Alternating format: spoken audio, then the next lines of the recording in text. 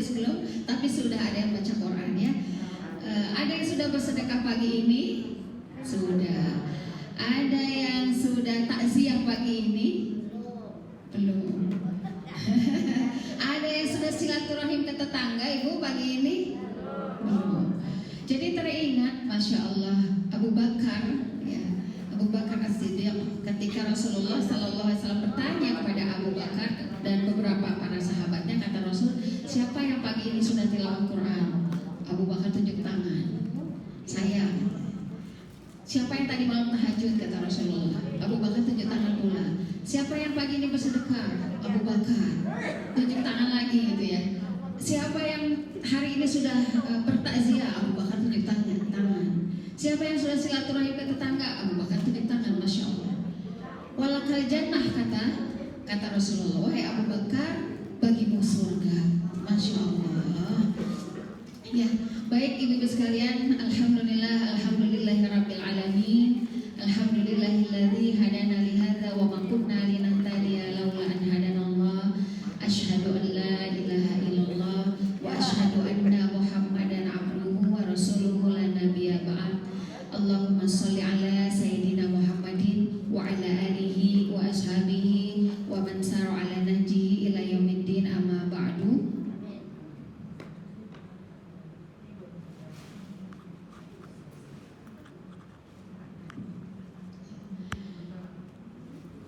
Alhamdulillah, ibu-ibu sekalian yang hebat, luar biasa, solihat semua insya Allah yang ada di hadapan saya.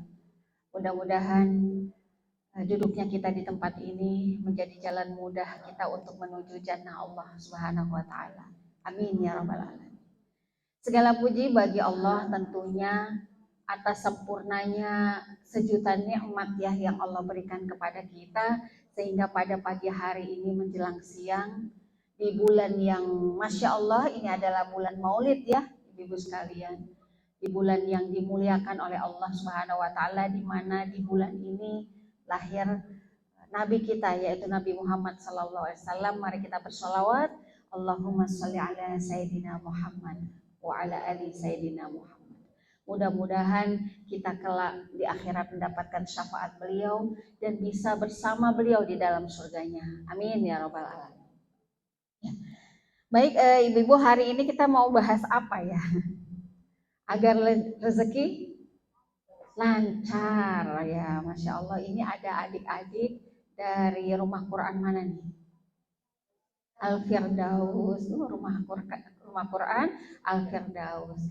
Mudah-mudahan nanti semua jadi penghuni surga Firdaus. Amin ya Rabbal Alamin. Kita bicara tentang rezeki ya ibu-ibu hari ini. Semangat nih kayaknya kalau bicara tentang rezeki. Ya. Tapi saya mau tanya dulu, rezeki itu apa? Kira-kira rezeki itu apa? Uang?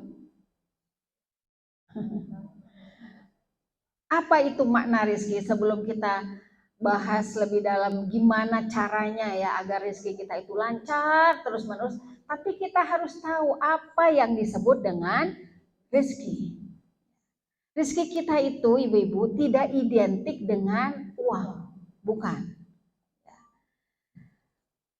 Sebagaimana Rasulullah Sallallahu Alaihi Wasallam bersabda, yang disebut dengan rezeki huwa kullu matan fa'ubihi mimma abah. Jadi rezeki kamu itu adalah segala sesuatu yang bermanfaat yang Allah halalkan untukmu. Sawaun kana malbusun, baik itu pakaian, kemudian mat'amun, makanan, itu rezeki. Hatta zaujah, apa itu zaujah? Pasangan-pasangan kita. Al-aulad, anak-anak kita. Was-sihah, nikmat sehat. Wal faragh, itu juga termasuk rezeki, waktu luang. Jadi kalau hari ini kita bahas rezeki, kita akan sama-sama merubah mindset kita ini bahwa rezeki itu bukan hanya sekedar uang. Sepakat ya Bu? Ya. Bahkan ibu-ibu sekalian, para ulama mengatakan rezeki itu adalah materi-materi yang Allah halalkan kepada kita, yang menghadirkan kenyamanan buat kita. Dan puncaknya itu adalah as-sakinah. Puncaknya itu adalah ketenangan. Itu rezeki. Dari rumah, jalan, duduk di tempat ini, tenang, khusyuk, rezeki. Tadi malam bisa sholat tahajud, rezeki. Tadi pagi bisa sholat duha sebelum ke sini, rezeki. Kenapa? Yang membuat hati kita ininya nyaman, itu adalah rezeki. Maka nanti ada kaitannya dengan keberkahan. Ya. Ada orang yang punya harta banyak tapi nggak tenang, nggak nyaman. Nah, berarti itu belum rezekinya, belum rezekinya, gitu ya. Nah itu ya ibu-ibu. Jadi sekali lagi rezeki tidak identik dengan harta dan uang. Ya, tetapi rezeki adalah segala materi-materi yang Allah halalkan kepada kita, yang membuat puncaknya itu adalah, yang membuat nyaman dan puncaknya itu adalah ketenangan jiwa. Itu adalah rezeki yang mau kita bahas hari ini. Nah saya mau tanya dulu ibu-ibu, rezeki kita ada di mana? Rezeki kita ada di mana, Bu? Hah? Ada di Allah. Ada yang bisa? Rezeki kita ada di mana sih sebenarnya? Ada di langit. Betul nggak, Bu? Tahu dari mana rezeki kita ada di langit? Ada. Ini teori tentang rezeki. Rezeki kita ada di langit, ibu-ibu tahu dari mana? Dari Quran. Surat apa, ayat berapa? Apa ya? Bismillah. Kelihatan nggak ini? Ya. Rizki kita itu, ibu sekalian, kata Allah rizki kita ada di langit. Allah jelaskan nih, ini tentang teori tentang rezeki atau rizki. Rizki manusia itu adanya di langit. Ini ada di surat 51 ayat 22. Ya. Surat 51 ayat 22. Wa fis samai rizqukum wa ma tu'adun. Boleh yang bawa Quran? Wa fis samai rizqukum. Jadi rizki kita ini, ibu-ibu sekalian dan anak-anakku sekalian, rizki kita ini sudah Allah tetapkan ada di langit. Dan gak mungkin ketukar. Allah akan berikan pada waktunya dengan cara yang tepat. Maka jangan ambil hak orang lain. Jangan ambil harta orang lain. Allah akan turunkan itu.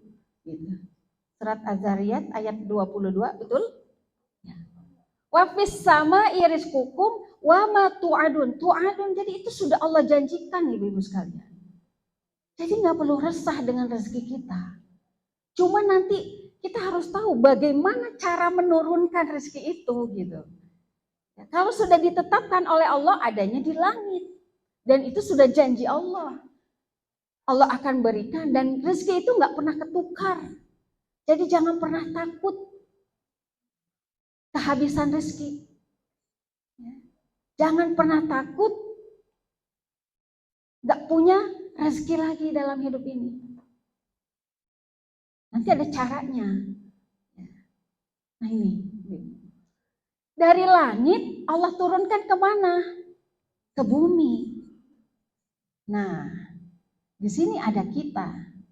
Dari langit Allah turunkan ke bumi. Dari mana taunya? Dari Al-Quran. Surat berapa, Bu? Surat 2 ayat 29. Tolong cek, khawatir salah.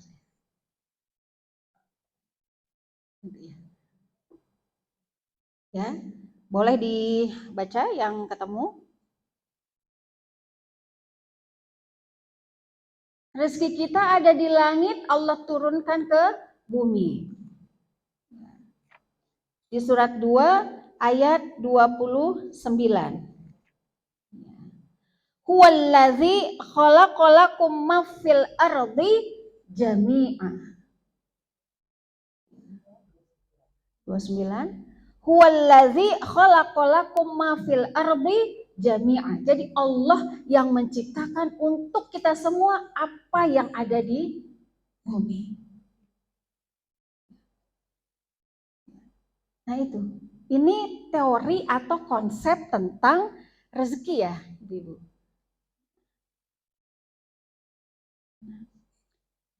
Kita dulu waktu kecil pernah suka ada nyanyian cicak-cicak di dinding. Ya. Cicak-cicak di dinding diam-diam merayap. Terus datang seekor nyamuk, hap lalu ditangkap. Itu bukan hanya sekedar nyanyian, tapi di situ ada konsep atau teorinya tentang rezeki.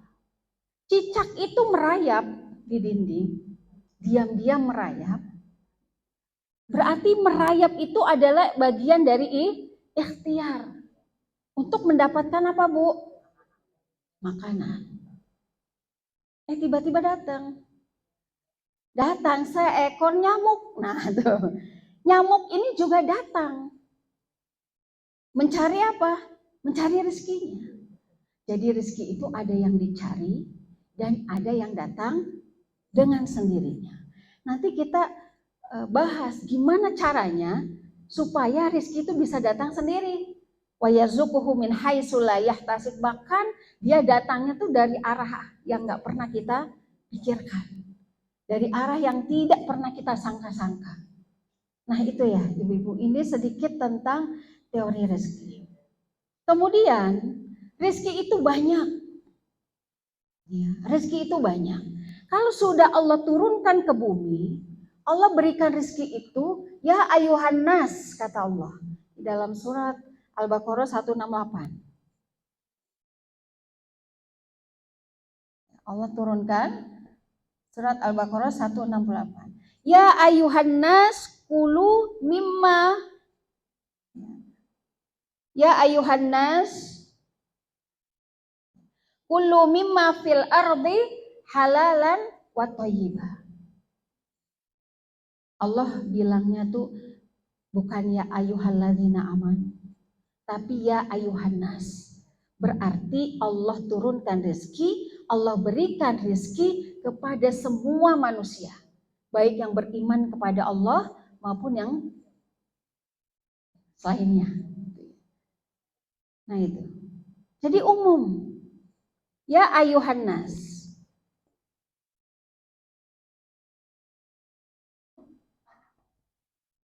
Kulu.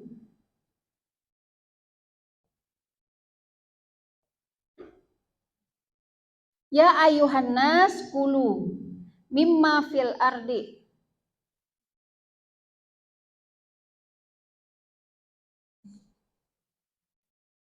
Ya ayuhan nas, Allah turunkan rezeki kepada semua manusia. Kata Allah kulu. Kalau yang belajar bahasa Arab itu tahu kulu itu apa Bu artinya? Kul. Apa? Makan, betul kan? Takul, makan. Kenapa? Karena identik orang itu kalau mencari rezeki untuk apa Bu? Mencari makan. Mencari rezeki ini dalam hal harta gitu ya. Mencari rezeki untuk sesuap nasi. Untuk mencari sesuap nasi. Untuk makan kan? Padahal makannya nggak sesuap. Satu piring. Gitu. Maka di dalam Al-Quran, ibu-ibu sekalian, Allah menyebut rezeki itu adalah sesuatu yang bisa kita makan. Dengan menggunakan kata kulu. Kala yakul. Kalau bahasa Arabnya. Mimma fil ardi halalan. Jadi ada dua syaratnya. Sudah diturunkan Allah ke bumi, boleh. Ya. Rezeki itu kamu cari, kamu ikhtiarkan. Tapi dengan syarat carinya yang halalan wa thayyiban. Karena rezeki yang halal, rezeki yang thayyib itu puncaknya adalah memberikan kenyamanan pada diri kita. Coba ibu, tiba-tiba suami pulang ke rumah bawa uang 1 koper nilainya mungkin 100 juta. Kira-kira ibu ambil atau disimpan atau ditolak? Tanya dulu ya gitu. Mah ini ada uang mah. 1 koper ini isinya ada 100 juta, ini buat mama gitu. Langsung gimana Bu? Ekspresi ibu kira-kira? Kalau orang beriman ditanya dulu. Ya. Ditanya dulu ini dari mana? Kagetnya itu bukan 100 jutanya ya, tapi kagetnya itu ini dari mana gitu. Ya. Ada seorang wanita di masa tabi'in, beliau mengatakan tiap kali suaminya khuruj ya keluar dari rumah, beliau mengatakan, wahai suamiku, aku mampu menahan lapar. Tapi aku tidak mampu menahan pedihnya api neraka. Jadi kamu pulang ke rumah ini membawa harta yang halal. Halal dan thayyib. Thayyib dalam mencarinya. Halal statusnya.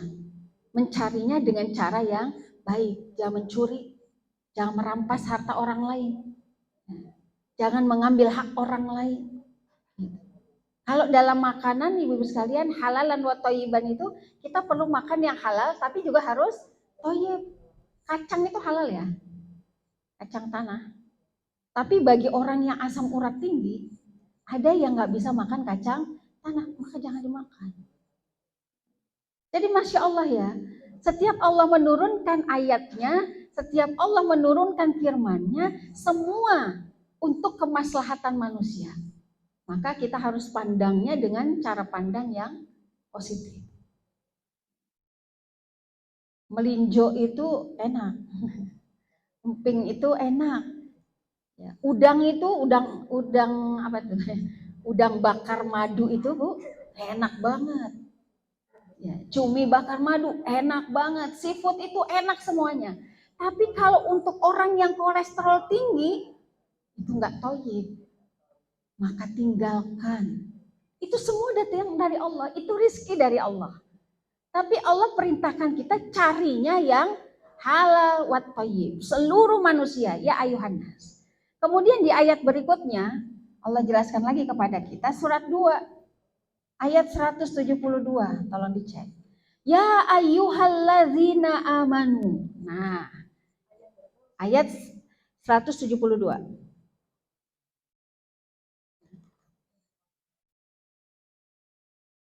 Ya ayyuhalladzina amanu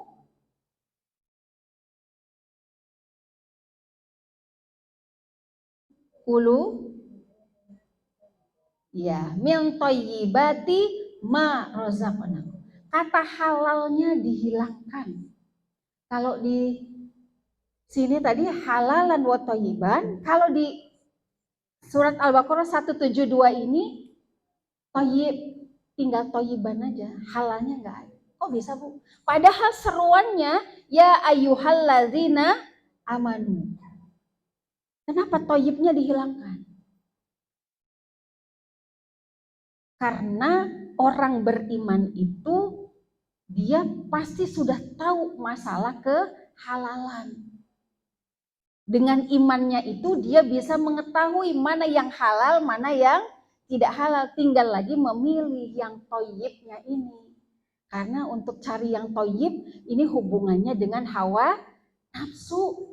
Yaitu tuh saya pernah diajak jalan sama ibu-ibu sepuh ya Bu. Ke BSD, kita makan bersama.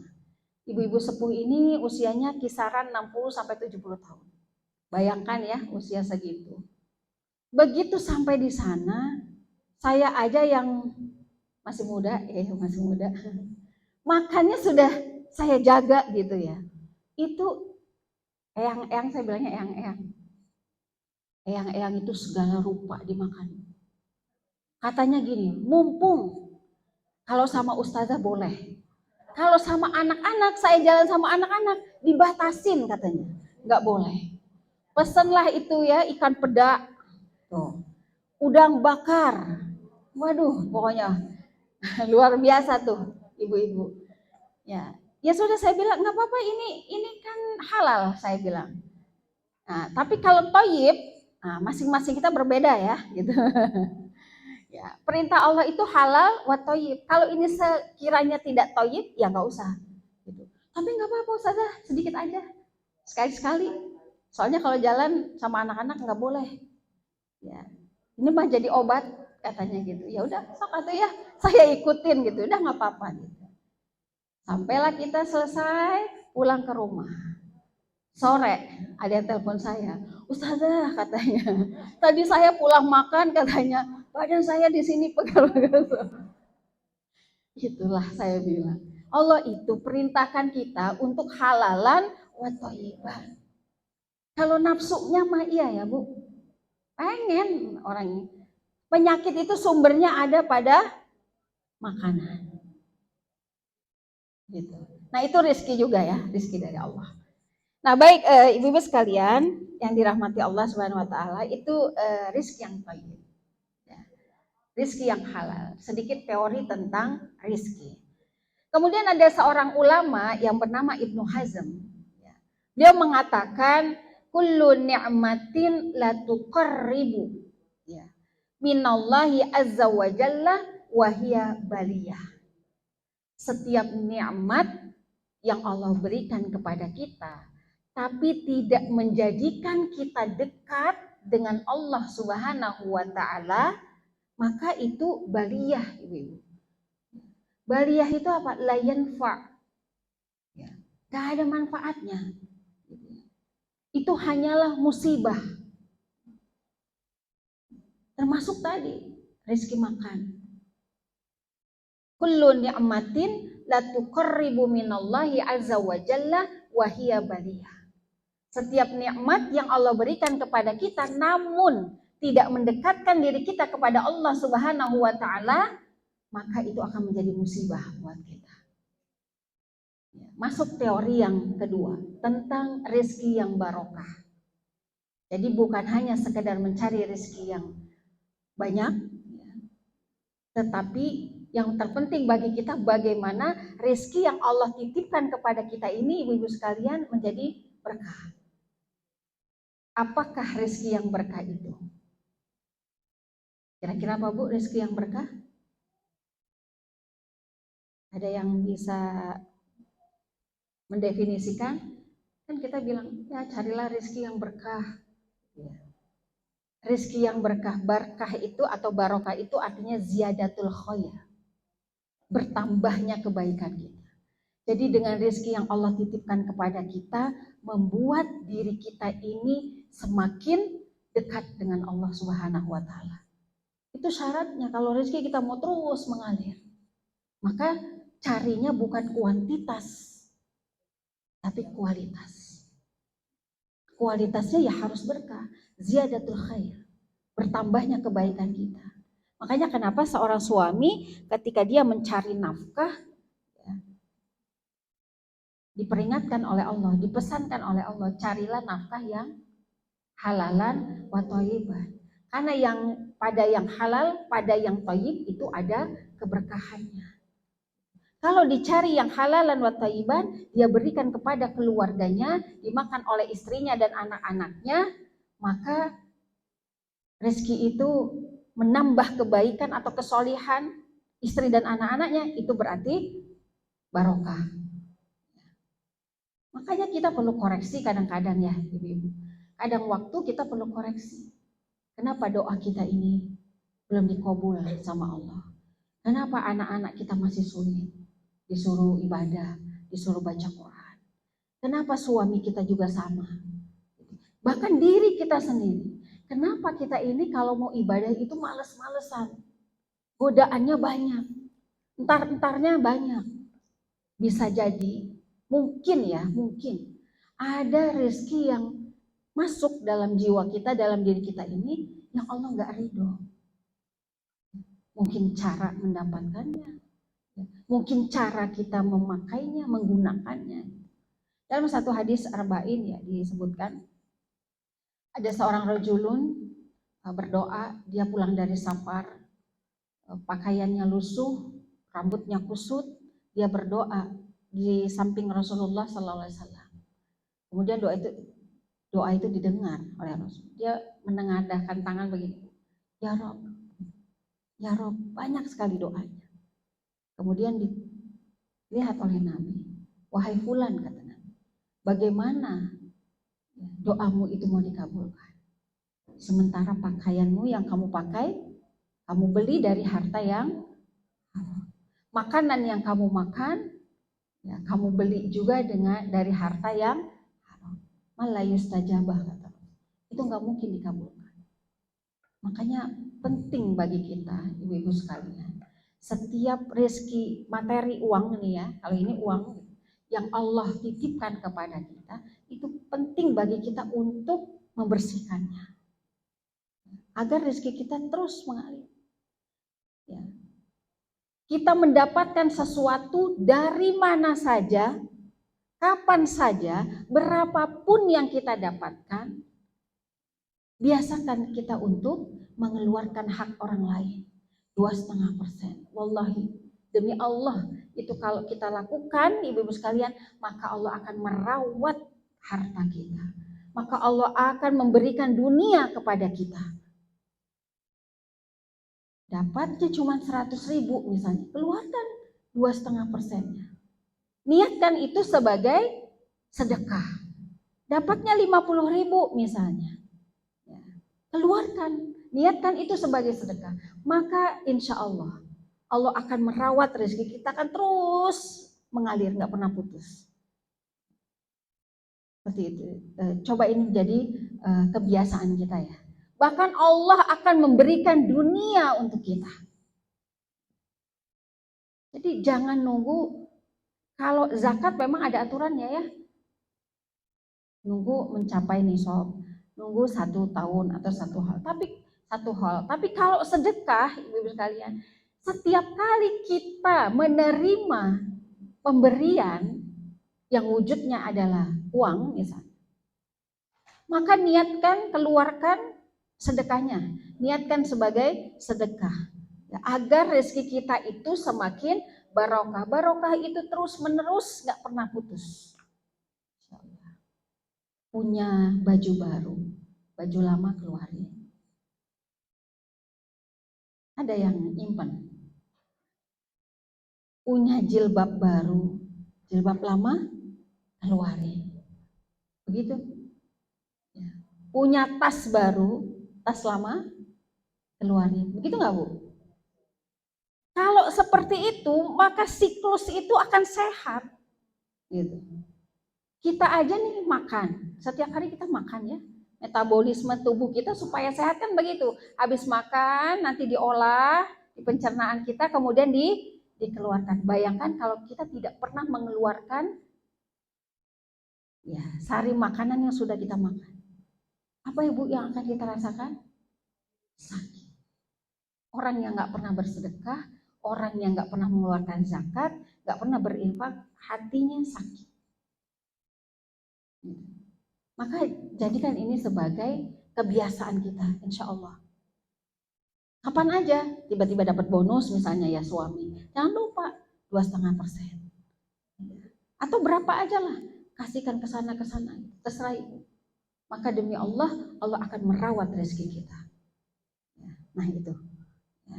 Maka Ibnu Hazm mengatakan kullu ni'matin la tuqarribu minallahi azza wa jalla fahiya baliyah. Jadi setiap nikmat yang tidak mendekatkan diri kita kepada Allah Subhanahu wa taala, maka dia akan menjadi musibah. Dikasih nikmat sehat, tapi tidak mampu kita gunakan pada hal-hal yang baik. Dikasih nikmat waktu luang, tapi kita enggak manfaatkan waktu luang ini untuk kebaikan. Maka itu akan menjadi musibah buat diri kita sendiri. Baik, ibu-ibu yang dirahmati Allah Subhanahu wa taala, sesungguhnya ya, manusia di dunia ini tidak ada yang miskin sebenarnya. Semua Allah cukupkan rezekinya tadi di dalam surat 51 ayat 22. Ya. Rezeki ada di langit, tidak mungkin tertukar, maka kita jangan ambil milik orang lain. Nah sekarang bagaimana cara menurunkannya ke bumi? Yang pertama ikhtiar. Ikhtiar. Seperti tadi yang dilakukan oleh cicak dan nyamuk. Ikhtiar. Ikhtiar ini ibu-ibu sekalian bukan sekedar ikhtiar atau usaha gitu ya. Ya saya mau jemput rezeki saya buka bisnis, saya buka usaha. Bukan. Tetapi yang paling terpenting adalah satu, ikhtiarnya itu perbaiki cara menjemputnya. Itu sebenarnya. Jadi memperbaiki cara menjemputnya. Banyak orang yang sudah kerja keras ya, ibu sekalian. Pagi pulang malam. Bahkan waktu-waktu libur saja mungkin lembur.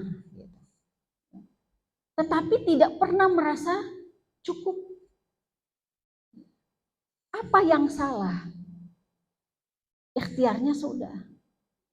Ada yang harus kita perbaiki. Cara menjemputnya itu harus dengan cara yang baik. Pertama tadi sudah dijelaskan ya nih. Surat 2 ayat 168. Kemudian surat 2 ayat 172. Nah ini. Surat yang ketiga surat 17 ayat 78 sampai 82. Boleh dibuka Bu? Sebentar maaf. Ini nanti. Nah, surat ini dulu, ketinggalan. Surat 7 ya, ayat 96. Boleh kita buka? Ya, surat 7 ayat 96. Surat Al-A'raf.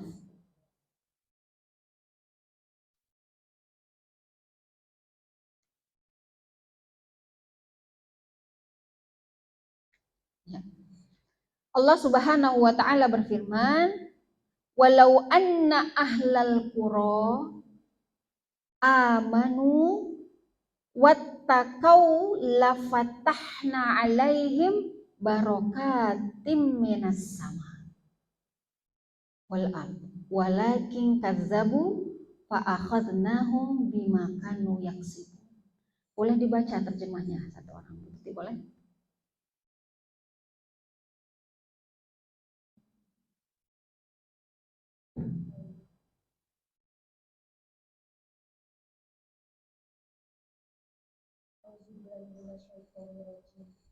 Bismillahirrahmanirrahim.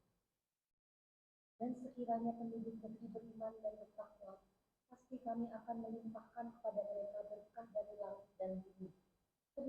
Tetapi ternyata mereka mendustakan ayat-ayat kami, maka kami siksa mereka sesuai dengan apa yang telah mereka kerjakan. Ya. Walau anna ahlal qura amanu wattaqau lafatahna 'alaihim barakatim minas sama. Masya Allah. Seandainya penduduk langit dan bumi ini beriman kepada Allah, maka Allah akan turunkan keberkahannya buat kita semua. Berarti di sini ada yang perlu kita garis bawahi. Menjemput rezeki dengan iman. Yang kedua, menjemput rezeki dengan takwa. Bukan hanya sekedar bekerja keras. Ibu-ibu yang mungkin yang ada usaha, yang ada bisnis, yang ada dagangan, atau usaha-usaha yang lain. Dua ini jangan ditinggal dalam menjemput rezeki. Beriman. Salah satu indikator orang yang beriman itu dia apa kira-kira Bu? Takut kepada Allah. Takut bermaksiat pada Allah.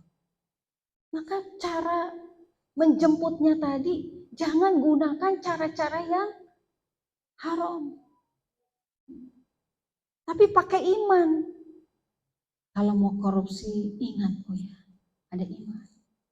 Mau ambil hak orang lain, oh ya, ada iman. Ini iman. Merasa ditatap oleh Allah, merasa dilihat, dipantau, karena Allah adalah Raqib, Allah Maha mengintai. Dalam kita menjemput rezeki, jadilah pedagang yang jujur, jadilah pembisnis yang jujur, jadilah karyawan yang jujur, jadilah ibu rumah tangga yang jujur. Kalau kita punya iman jemputnya. Kalau kita nggak ada iman cara menjemput rezeki, kita akan menggunakan berbagai macam cara, ibu-ibu, untuk mendapatkan itu. Maka kembali kepada diri kita sebagai seorang istri, jangan pernah menuntut sesuatu yang di luar batas kemampuan suami. Karena suami itu, kalau kita menuntut untuk memberikan sesuatu yang di luar kemampuannya, kadangkala logikanya jauh sekali berpikir. Dia akan menggunakan cara-cara, sebodoh teing lah, yang penting saya pulang bawa uang. Yang penting nanti saya pulang istri saya tersenyum, istri saya senang. Nggak tahu cara dapatnya dari mana. Entah mencuri, entah merampas harta orang lain, entah menipu. Nah itu kalau tidak ada iman, dapat. Kalau hartanya mah dapat. Ya, tapi nggak akan berkah. Habis didapat ya sudah, habis begitu saja. Besok lagi mikir lagi, gimana ya caranya ya. Tapi kalau orang mencari rezeki untuk mendapatkan rezeki yang barokah, Bu, dia nggak pernah takut kehabisan rezeki. Besok ada lagi, tenang aja. Ada Allah, gitu. Jadi dengan iman itu tingkatkan ketawakalan kita kepada Allah Subhanahu wa taala. Tadi ingat ayat 51, surat 51 ayat 22. Wa fis sama'i rizqukum. Rezeki kita ini ada kok di langit. Ya. Nggak pernah tertukar. Pasti Allah turunkan. Tinggal caranya nih. Ya. Yang kedua, takwa. Pada umumnya definisi takwa itu adalah melaksanakan perintah Allah, meninggalkan larangan. Ikhtiarnya itu bukan hanya ikhtiar dunia dengan takwa ini, tapi ikhtiarnya ukhrawi. Takwa, jangan tinggalkan sholat. Saking sibuk dengan bisnis, sholat lalai. Bisa jadi nggak berkah. Apalagi kalau pedagang ya. Kalau pedagang itu, Masya Allah, 100% bergantung hanya kepada Allah. Rezekinya beda-beda. Ya, saya kadang-kadang kalau ngelihat tukang gorengan di pinggir jalan, berapa lah dapatnya? Habis nggak ya? Kalau nggak habis, untungnya nggak seberapa, pulang terus nggak habis gitu. Tapi ada juga tukang cabai aja bisa berangkat haji, tukang bubur bisa berangkat haji. Ini beda. Kita bisa lihat, Bu, rezeki yang berkah dengan hanya sekedar rezeki kuantitas saja gitu, tapi tidak memperhatikan kualitas. Nah ini, sholat. Ya. Kita punya usaha, kita cari rezeki, sholat menjadi nomor 1. Karena bergantungnya kita kepada Allah, rezeki kita ada pada Allah. Minta sama Allah agar Allah turunkan hari ini. Besok ya minta lagi sama Allah, jadi minta terus setiap hari. Kemudian yang kedua, sedekah. Tadi, jangan lupa. Karena rezeki yang Allah berikan kepada kita bukan milik kita 100%. Ada hak orang lain. Kalau rezekinya nggak mau putus, keluarkan. Wallahi itu demi Allah, Bu. Kita praktekkanlah, saya sudah coba. Gitu. Jadi berapapun yang kita dapatkan, keluarkan. Bahkan bukan hanya uangnya. Kita dapat dianterin makanan gitu ya sama tetangga. Jangan dimakan sendiri. Bagilah khodimat kita. Kalau misalnya ada tetangga kita depan rumah, bagilah gitu. Tapi ini karakter. Ya, kadang ada orang yang berat ya untuk punya kebiasaan seperti ini. Dapat kue, dapat makanan, Ingatlah tetangga di depan. Ingatlah khodimat. Kita ada asisten rumah tangga misalnya. Kita punya driver. Ingatlah. Ini bukan hanya uang saja, termasuk makan. Kemudian yang ketiga, Quran jangan ditinggalkan. Masya Allah. Quran jangan ditinggalkan. Saya pernah naik Grab. Selama perjalanan saya merinding, tukang Grabnya baca Quran. Saya pernah naik Grab dari sini ke BSD, Bu. Saat di Grab itu saya sama teman-teman Salimah ya, kita ngobrol ya di belakang. Ngobrolin keistimewaan ini gitu ya, drivernya ini. Sepanjang perjalanan baca Quran. Qurannya ditaruh di depan handphone. Pakai handphonenya dia. Baca. Pernah juga punya pengalaman saya. Naik Grab, sholawat. Drivernya itu. Luar biasa. Ikhtiar dunianya kenceng. Ikhtiar ukhrawinya luar biasa. Ini. Ya. Kan pada umumnya kita tuh kalau sibuk ya dengan bisnis kita, dengan cari rezekinya kita, kadang-kadang kita melupakan 3 hal ini. Saya emang nggak sempat baca Quran. Ya. Orang pergi pagi pulang malam. Hari ini nggak bisa baca Quran, rugi kita, Bu. Hari ini belum baca Quran, rugi kita. Karena kenapa? Besok udah berganti hari.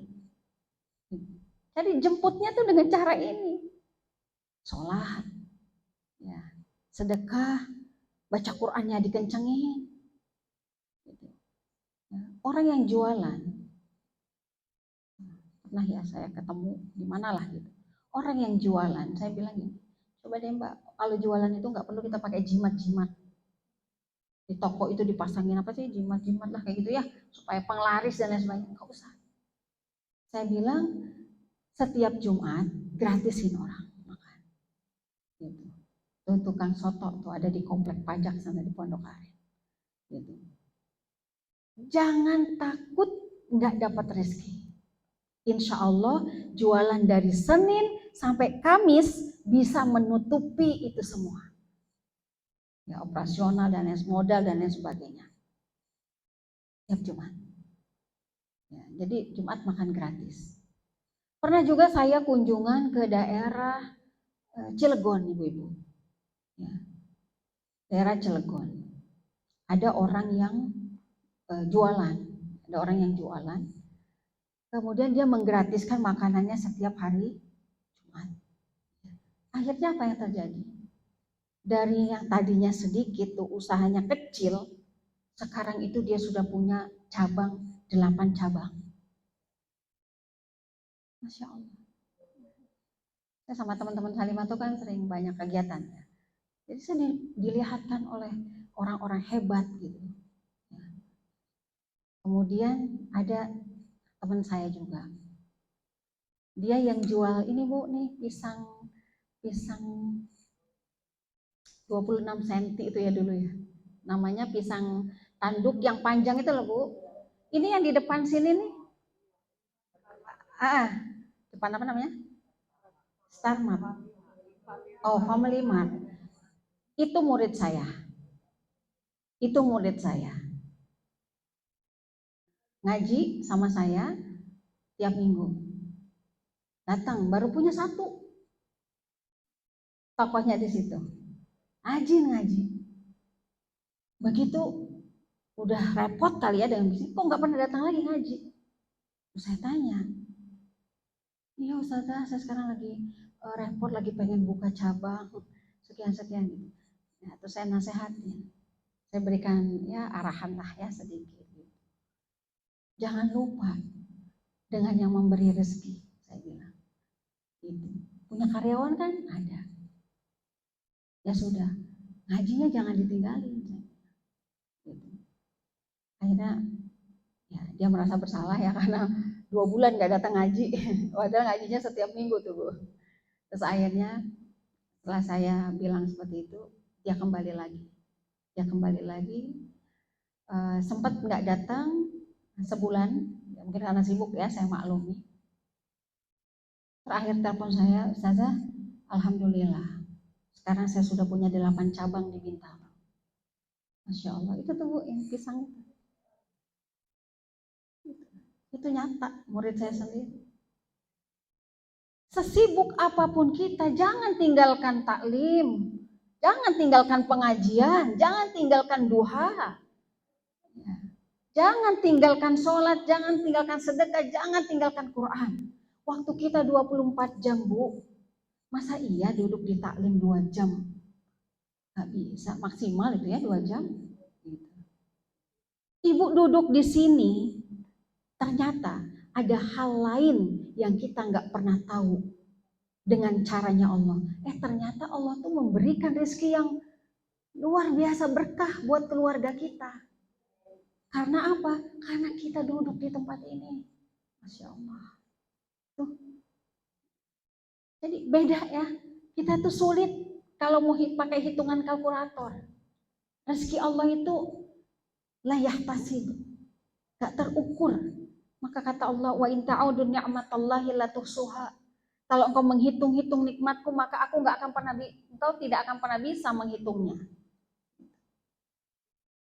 Jadi kita nggak boleh takut kehilangan rezeki. Ini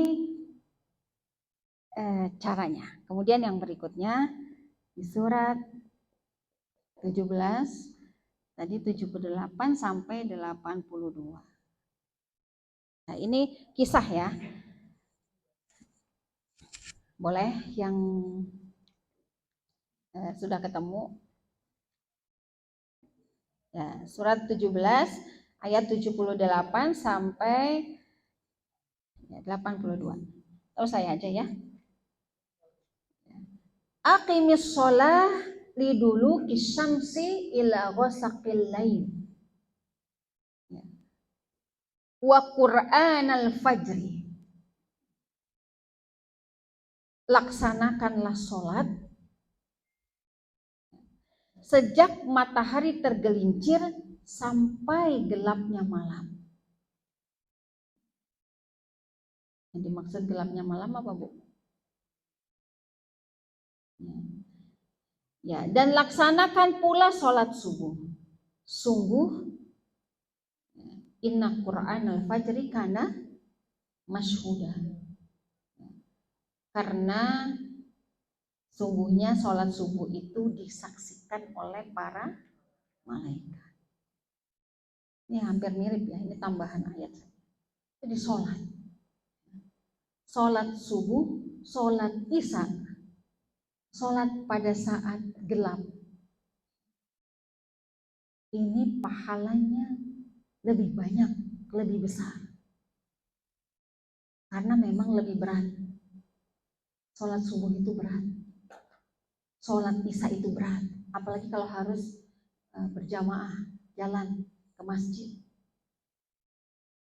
Tapi itu disebut oleh Allah, inna Qur'anal fajri kana masyhuda. Masyhud, syahid, dilihat oleh siapa?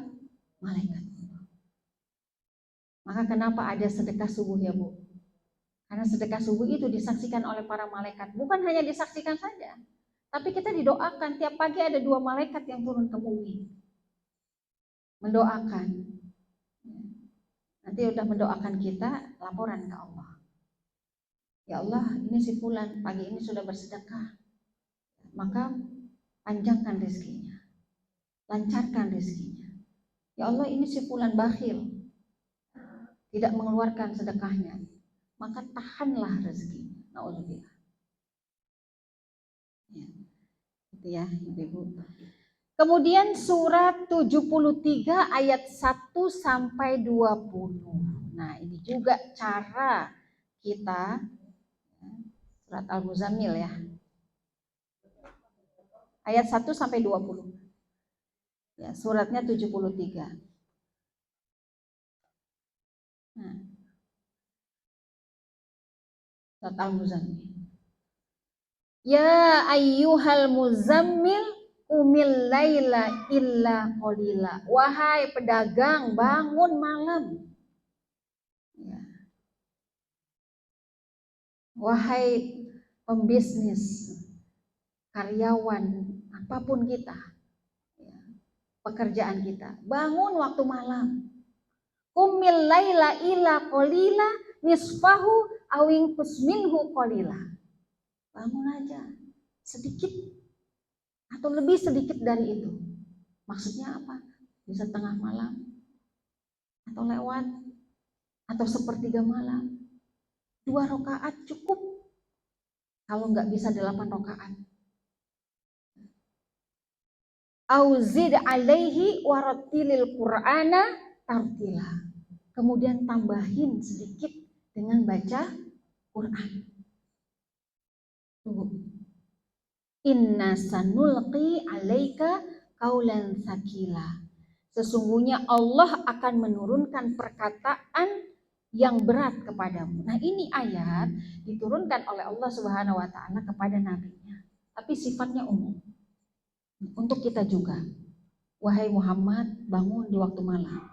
Ada ayat lain surat Al-Muzammil, surat Al-Mudassir ya Bu. Ya ayyuhal mudassir, qum fa'anzir, wa rabbuka fakabbir, dan seterusnya. Bangun waktu malam. Ngapain? Sholat. Besok kamu mau dagang kan? Besok suamimu mau kerja kan? Mau cari nafkah, cari rezeki. Istri bangun sholat Bu. Doakan. Bisa jadi rezeki kita setiap hari itu berbeda-beda. Inna sanulqi alaika qaulan tsaqila. Karena aku besok akan memberikan amanah yang berat kepadamu wahai Muhammad. Kalau kita umatnya, karena besok kamu punya tugas yang berat. Apa tugas yang berat itu? Mencari nafkah bagi suami, mencari rezeki.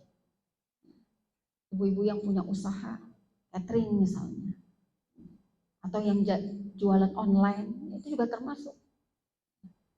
Itu berat bagimu. Maka auzid alaihi warattilil Qur'ana tartila. Tambahin sedikit aja baca Quran. Ngantuk, betul. Makanya itu berat. Ibadah di waktu gelap-gelap itu berat. Nah ini. Nah, jadi kemudian inna nasyi'atal laili ya asyaddu wat'aw wa aqwamu qila. Sungguh bangun di waktu malam itu bisa memberikan energi yang sangat besar buat kita beraktivitas besok hari. Maka seorang istri yang salihah, dia akan bangun lebih dulu dari suami dan anak-anaknya. Jangan terbalik ya Bu. Suami udah mau berangkat kerja, ibu belum bangun. Duluan. Tidurnya belakangan. Kalau semua sudah tidur, suami sudah tidur, anak sudah tidur, doakan dulu. Ya Allah, mudah-mudahan ya, malam ini penuh keberkahan. Mudah-mudahan mereka tidur itu didoakan oleh para malaikat, ditemani oleh para malaikat. Ya Allah, mudah-mudahan kalau besok ruhnya nggak kembali lagi, wafatkanlah mereka ini dalam keadaan syahid. Begitu Bu, kita itu tidur belakangan, bangun duluan. Harusnya begitu, jangan sebaliknya. Kenapa? Walau kita yang nggak bekerja ya, misalnya kita ibu rumah tangga, tapi anak kita berangkat sekolah, suami kita berangkat mencari nafkah. Supportnya, kekuatannya ada pada istrinya. Maka sebenarnya suami yang hebat itu bukan dia yang hebat sebenarnya. Karena di belakangnya ada seorang istri yang lebih hebat. Harusnya begitu. Jangan bangun tahajud itu kalau pengen anaknya ujian. Ini lagi musim ujian ya. Gitu. Puasa itu kalau anaknya lagi ujian, ya nggak begitu. Datangnya sewaktu-waktu. Ya, dipertimbangkan itu nanti sama Allah. Tapi kalau setiap malam datang gitu ya ke Allah. Innalaka fin nahari sabahan tawila. Waktumu di siang hari itu tawil. Waktumu di siang hari itu panjang, kata Allah. Wadhkurisma rabbika watabattal ilaihi tabtila. Dan sebutlah nama Tuhanmu dan beribadahlah dengan sepenuh hati. Ya. Siang hari itu kamu sibuk. Waja'alna al-laila libasa waja'alna an-nahara ma'asha. Allah jadikan malam kamu istirahat, Allah jadikan siang kamu ikhtiar. Berusaha cari ma'isyah, cari penghidupan. Jadi jangan difahami dengan paham yang terbalik. Oh ya, rezeki kita kan udah di langit sama Allah. Nanti tinggal kita menunggu aja Allah menurunkannya. Enggak begitu, enggak akan turun-turun, Bu. Ya kalau kita enggak ikhtiar. Ini baru ikhtiar nih. Ini jam berapa ya? Oh ya, masih lama kan? Ya, ini. Kemudian Rabbul masyriqi wal maghrib la ilaha illa huwa fattakhidhu wakila wasbir ala ma yaquluna wahjurhum hajran jamila dan seterusnya. Jadi Masya Allah, Ibu-ibu, kita harus tambah lagi ya ibadahnya. Berikutnya surat 15 ayat 9.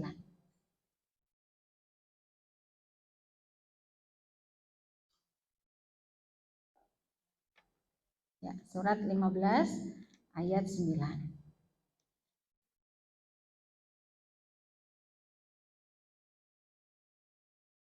Inna nahnu nazzalna dzikra wa inna lahu lahafizun. Ini masih jadi satu ya dengan ini. Tadi surat 73 ayat 1 sampai 20. Sekarang surat 15 ayat 9. Ini cara-cara menjemputnya. Inna nahnu nazzalna dzikra wa inna lahu lahafizun. Sesungguhnya Allah yang menurunkan Al-Quran dan Allah lah yang akan menjaganya. Ya, sudah termasuk tadi ya Bu, yang takwa tadi, sedekah Quran. Nah, ada tafsiran lain tentang ayat ini, inna nahnu nazzalna dzikra, zikir. Ada amal-amal atau zikir-zikir yang bisa kita ikhtiarkan, Ibu sekalian, untuk menjemput rezeki itu. Apa zikir itu? Pertama, saya membaca sebuah riwayat ya, Al-Ma'sur. Salah satu amalan yang bisa kita lakukan untuk bukan saja untuk memberikan rezeki ya, bahkan itu menjaga ya, seluruh jiwa kita dari berbagai macam bahaya, musibah, dan kejahatan orang yang mau berbuat jahat kepada kita. Ibu, kalau baca Al-Ma'sur ada? Apa itu Bu? Yang mana? Bismillahilladzi la yadurru ma'asmihi syai'un fil ardi samai wa huwas samiu. Baca 3 kali. Bangun tidur. Jadi bangun tidur itu kan kalau adabnya Nabi itu nggak langsung bangun ke kamar mandi ya. Apain dulu Bu? Duduk. Ibu-ibu tuh kalau bangun tidur kita duduk dulu. Ya. Kalau kita kayaknya lihat pegang HP ya. Bangun tidur yang dicari handphone. Lihat ada pesan nggak gitu. Itu ada baiknya, ada juga nggak baiknya sebenarnya. Saya pernah ya, pada satu malam nggak kepengen banget pegang handphone, sampai pagi juga kok bangun malam nggak pegang handphone, sampai bangun pagi nggak pegang handphone, tumben banget gitu. Ternyata mendengar kabar Ustadz saya meninggal. Nah itu ya, kadang-kadang kalau nggak ngelihat tuh kadang ada kabar-kabar yang begitu gitu. Ya. Adabnya duduk dulu, setelah itu berdoa, dan ini kan bagus juga untuk kesehatan ya Bu. Daripada kita bangun kita langsung ke kamar mandi misalnya atau ke dapur gitu. Bisa goyang gitu. Kita doa, alhamdulillahilladzi ahyana ba'da ma amatana wa ilaihin nusyur. Selesai kita baca tadi. Bismillahilladzi la yadurru ma'asmihi syai'un fil ardi wala fis sama'i wa huwas samiul alim. Lupa nggak keburu, baca kapan aja. Nanti pulang dari sini bisa, nanti sore bisa. Nah ini, bacanya berapa? 3 kali. Ini soalnya ini saya berikan juga ke anak-anak saya. Gitu. Jadi kamu setiap hari tolong, kata abinya juga gitu, baca ya amalan ini. Untuk apa, Bi? Katanya. Ya supaya rezeki kamu lancar, supaya kamu tidak diganggu orang. Ya, nggak apa-apa, supaya Allah menjaga. Gitu. Itu yang pertama. Kemudian zikir yang kedua yang bisa kita lakukan adalah baca doanya Nabi Yunus. Hafal ya Bu ya? La ilaha illa anta subhanaka inni kuntu minaz zalimin. Mau cari parkir aja saya baca doa itu. Bukan hanya buat, kan rezeki itu tadi banyak ya, bukan hanya uang gitu. Dapat parkiran aja itu rezeki gitu. La ilaha illa anta subhanaka inni kuntu minal zalimin. Kemudian dari hadis yang ketiga, dari hadis Rasulullah SAW, Allahumma kfini bihalalika an haramika wa aghnini bifadlika amman siwaka. Itu doanya. Udah hafal lah ya ibu-ibu ya? Hah? Belum? Allahumma kfini, ini saya hapus saja. Allahumma kfini bihalalika an haramika. Allahumma kfini bihalalika an haramika wa aghnini bifadlika amman siwaka. Allahumma kfini bihalalika an haramika.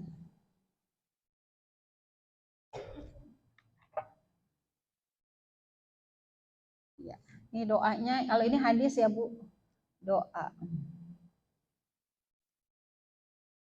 Allahumma kfini bihalalika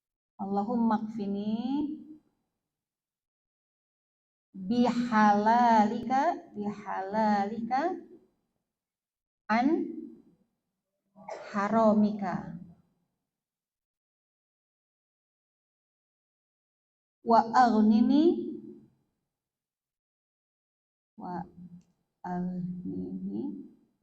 Allahumma kfini bihalalika an haramika wa aghnini bifadlika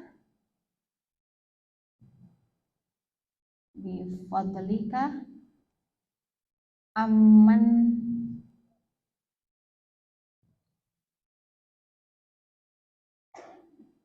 siwaka. Wa aghnini bifadlika amman siwaka.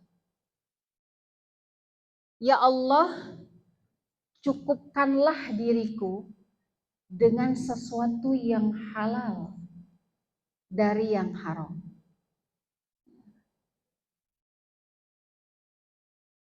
Wa aghnini bifadlika, dan agnia itu kan kaya ya Bu. Dan aku mohon kekayaan bifadlika, dengan karuniamu ya Allah, aman siwaka, tanpa menyekutukanmu. Allahumma kfini bihalalika an haramika wa aghnini bifadlika amman siwaka. Ya. Nah itu. Tadi yang pertama bismillahirrahmanirrahim la yadurru ma'asmihi syai'un fil ardi wala fis sama, dan seterusnya. Yang kedua la ilaha illa anta subhanaka inni kuntu minaz zalimin. Yang keempat ini doa Allahumma kfini bihalalika an haramika wa aghnini bifadlika amman siwaka.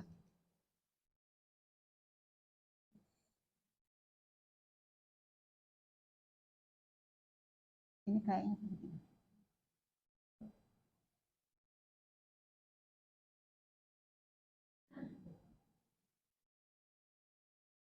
aman siwaka.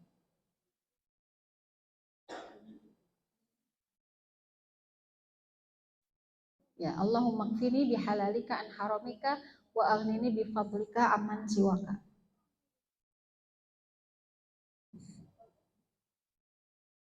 Baca enggak?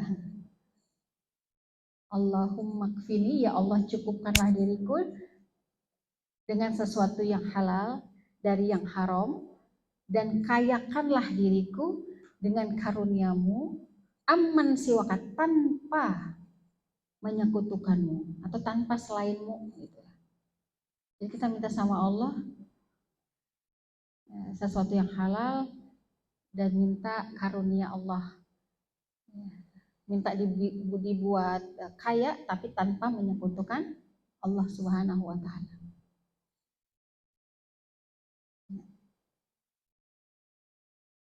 Baik, yang berikutnya keempat, zikir yang keempat,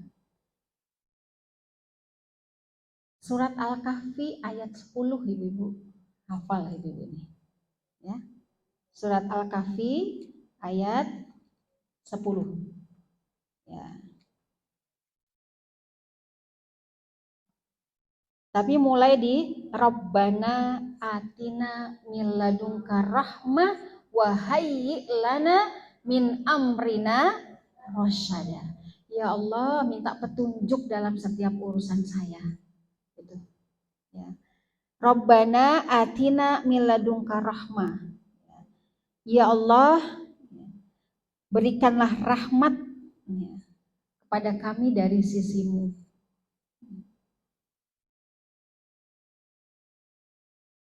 Dan sempurnakanlah petunjuk yang lurus bagi kami dalam urusan kami. Ini kalau terjemah Quran begitu.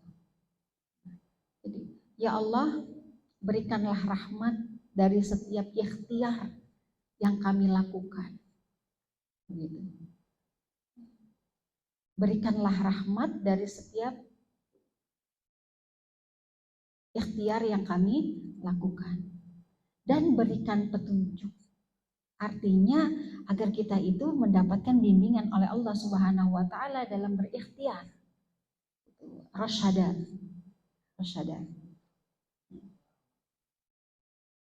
Gitu.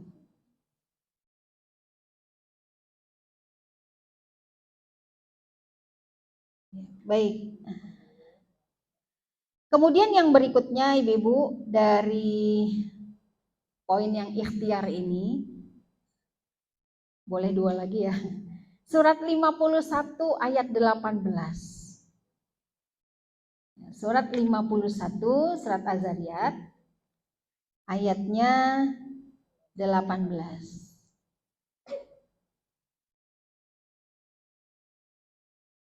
Ini sebenarnya ayat yang bercerita tentang karakter-karakter penghuni taman surga Allah. Siapa mereka dari ayat 15 sampai ayat 19 sebenarnya. Innal muttaqina fi jannati wa uyun. Akhizina ma atahum rabbuhum innahum kanu qabla dzalika muhsinin. Kanu qalilan minal laili ma yahja'un wa bil ashari hum yastaghfirun. Wa fi amwalihim haqqul lis-sa'ili wal mahrum.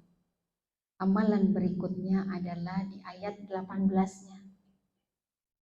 Wa bil ashari hum yastaghfirun. Di waktu sahur mereka memperbanyak istighfar. Nah itu. Ini yang jarang kita lakukan. Minimal 100 kali aja istighfar setelah tahajud sebelum sholat subuh.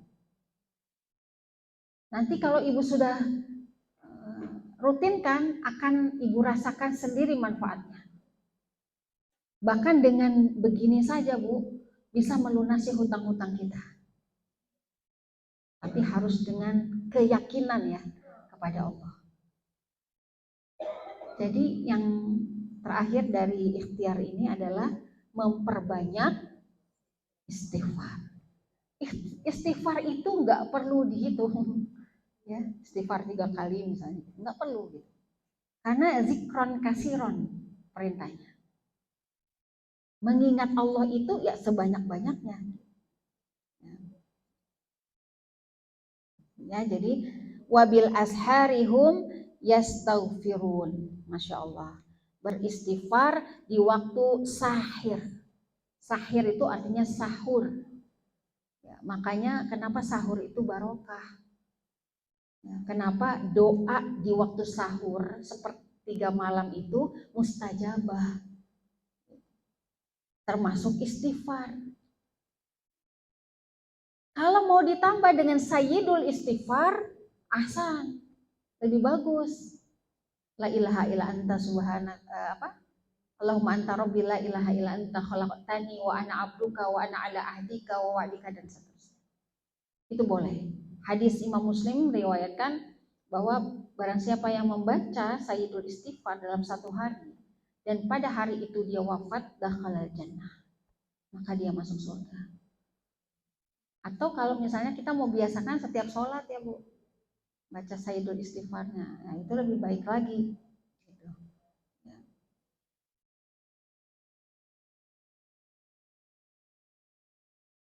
Ya, baik. Ini ikhtiar yang pertama. Ya, jadi cara menjemput yang pertama yaitu ikhtiar. Cara menjemput rezeki yang kedua dengan cara bersyukur. Bersyukur.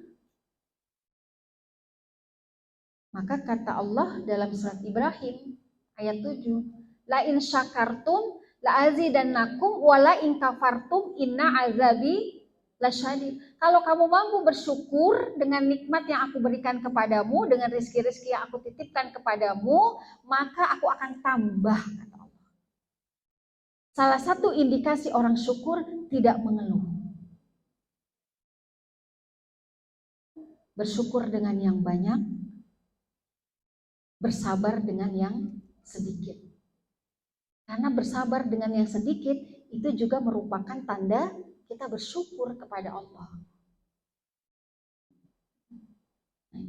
Ya, surat Ibrahim ayat 7. Kemudian yang berikutnya surat 9 ayat 103 itu. Surat At-Taubah ya. Surat At-Taubah ayat 103.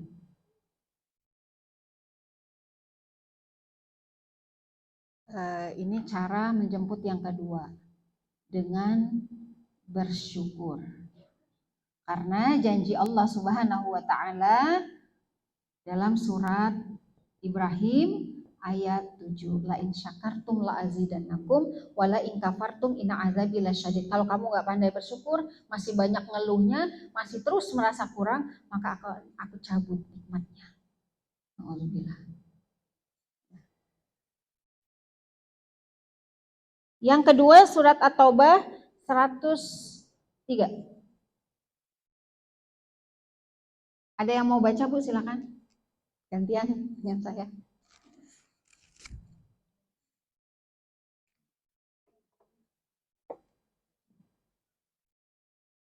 Surat 9 ayat 103. Khudh min amwalihim shadaqatan tutahhiruhum wa tuzakkihim biha wa sholli alaihim inna sholataka sakanul lahum wallahu sami'un alim. Terjemahnya, ambillah zakat dari harta mereka guna membersihkan dan menyucikan. Ya. Mereka dan berdoa untuk mereka, sesungguhnya doamu itu menumbuhkan ketentraman jiwa bagi mereka. Allah Maha mendengar, Allah Maha mengetahui. Salah satu wujud syukur yang lainnya adalah dengan mengeluarkan zakatnya. Ditambah lagi surat At-Taubah ayat 60, ayat 60. Ini tentang 8 asnaf. Ibu diingat, nanti kalau ada orang nanya, zakat itu harus dikasihkan ke siapa saja ya? Nah, ini. Surat 9 ayat 60. Boleh Bu Tuti terjemahnya aja? Ya.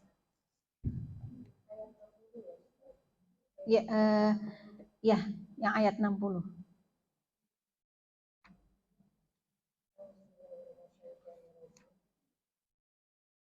Sesungguhnya zakat itu hanyalah untuk orang-orang fakir, orang miskin. Ambil zakat yang digunakan nasibnya mualaf untuk memerdekakan hamba sahaya, untuk membebaskan orang yang berbuta untuk jalan Allah, dan untuk orang yang sedang dalam perjalanan sebagai kewajiban dari Allah. Allah Maha Mengetahui, Maha Bijaksana. Ya, itu 8 asnaf ya Bu. Nah, jadi kalau kita mengeluarkan zakat memang ada aturannya. Mengeluarkan zakat bentuk syukur kita kepada Allah agar Allah terus menambah rezeki kita. Dan mengeluarkan zakat ini adalah bentuk keimanan. Bentuk keimanan kita kepada Allah dan kejujuran kita. Karena yang tahu siapa? Cuma kita dengan Allah. Yang tahu harta kita itu cuma kita dengan Allah. Yang tahu sudah sampai nisab dan sudah 1 tahun hanya kita dengan Allah. Tetangga kita nggak tahu. Ya, gitu. Jadi bisa saja ada orang yang mempermainkan imannya. Sudah jatuh tempo harus mengeluarkan zakat, dikurangi nilainya. Supaya nggak mencapai nisab kan? Sehingga dia tidak berkewajiban mengeluarkan zakat. Tapi wallahu ya'lamu wa antum la ta'lamun. Allah itu Maha mengetahui, sementara kamu tidak pernah mengetahui apa-apa. Dan terakhir Ibu sekalian, saya kasih tahu rahasianya. Kalau rezeki mau cepet datanglah, tambah cepet, makin cepet datangnya ada di surat Al-Baqarah 261. Ya. Surat Al-Baqarah 261 sampai 263. Ya, masih yang bersyukur. Ya.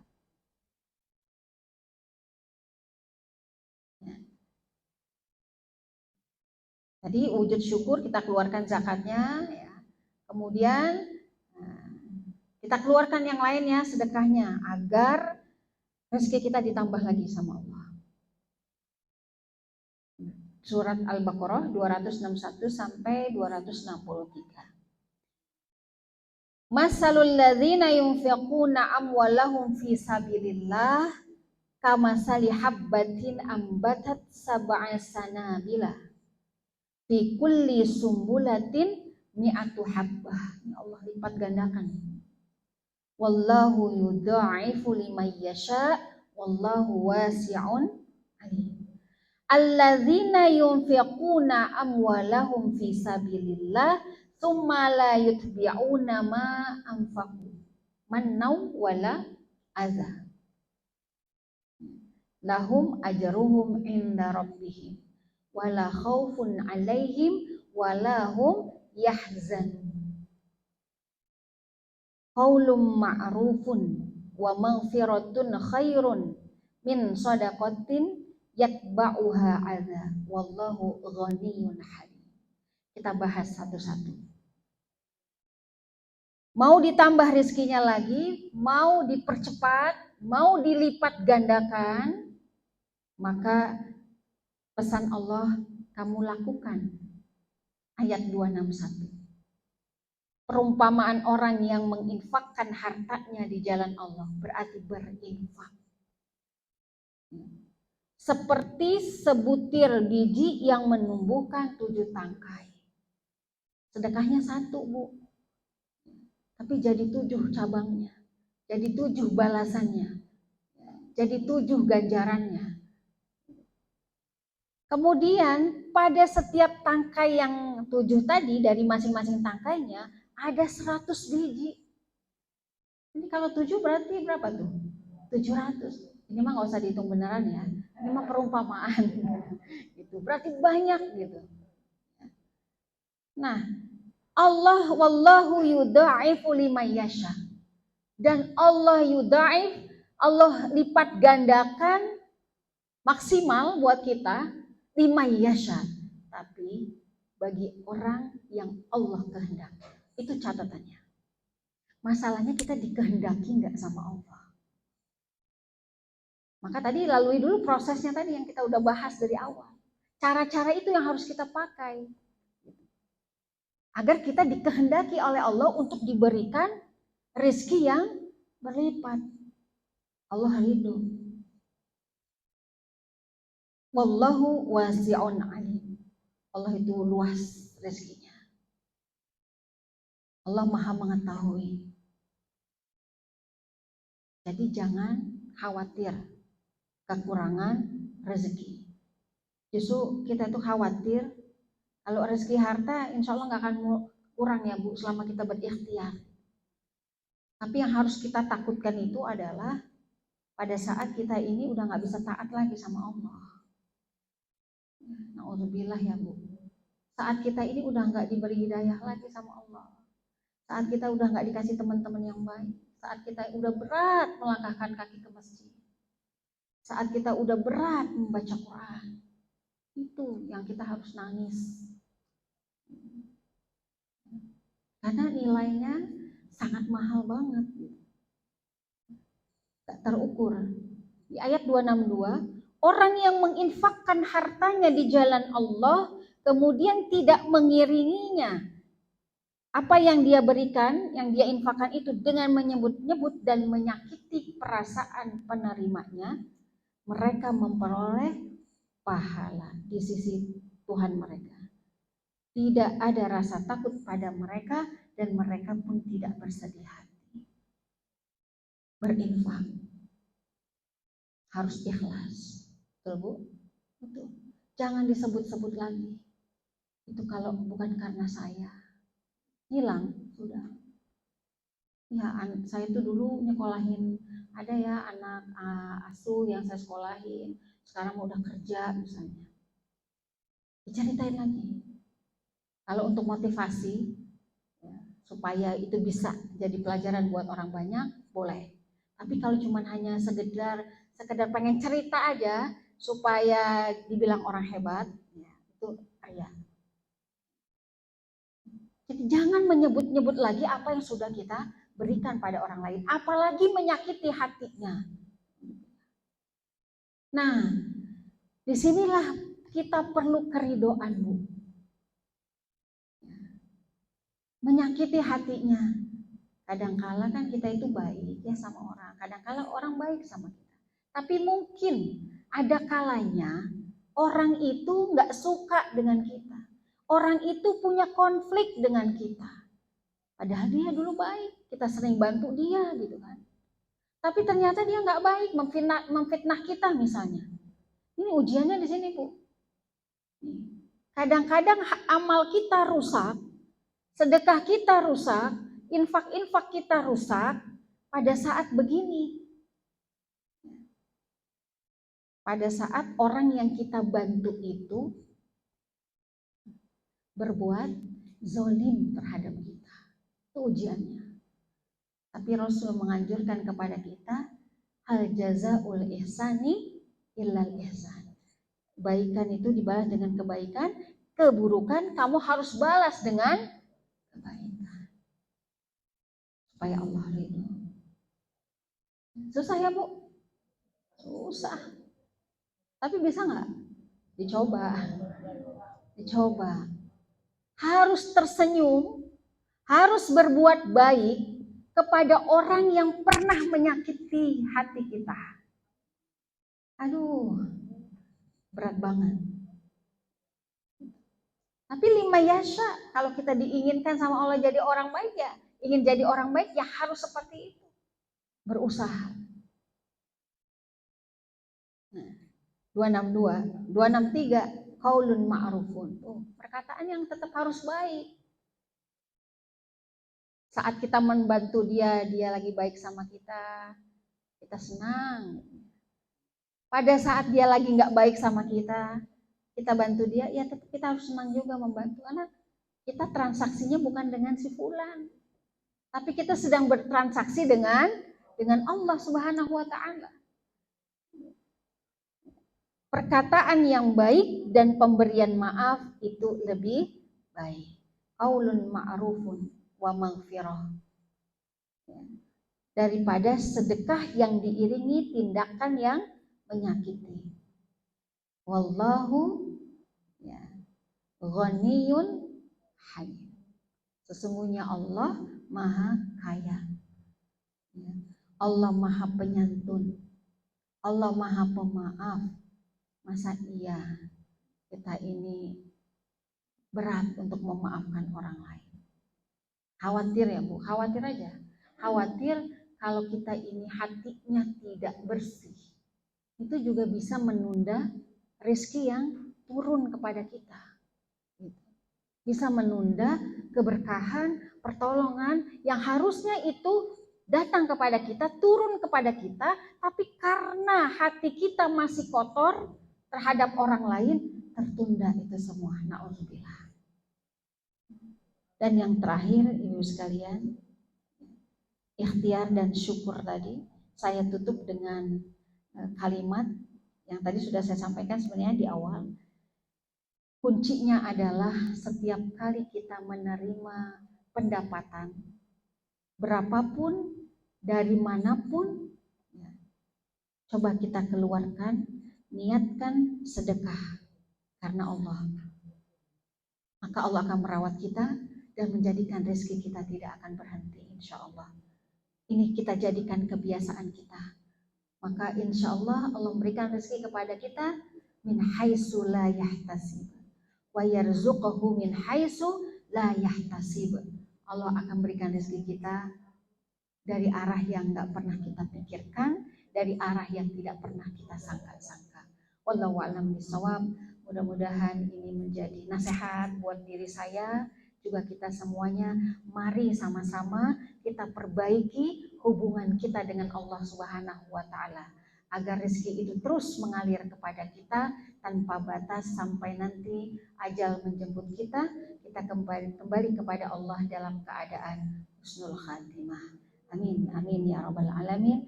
Aku qouli hadza wa astaghfirullaha li wa lakum. Assalamualaikum warahmatullahi wabarakatuh.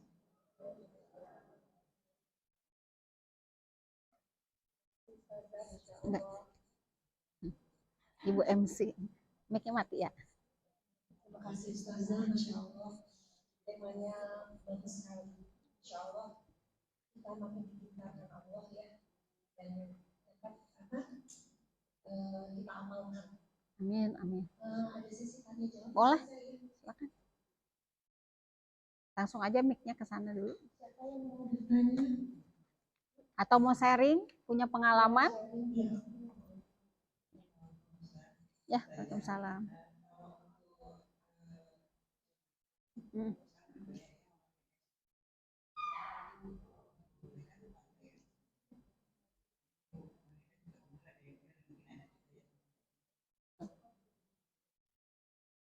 Satu lagi boleh? Nanti sekalian jawabnya. Karena mic-nya cuma satu.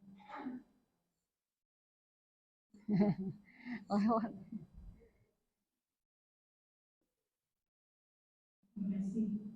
Ya.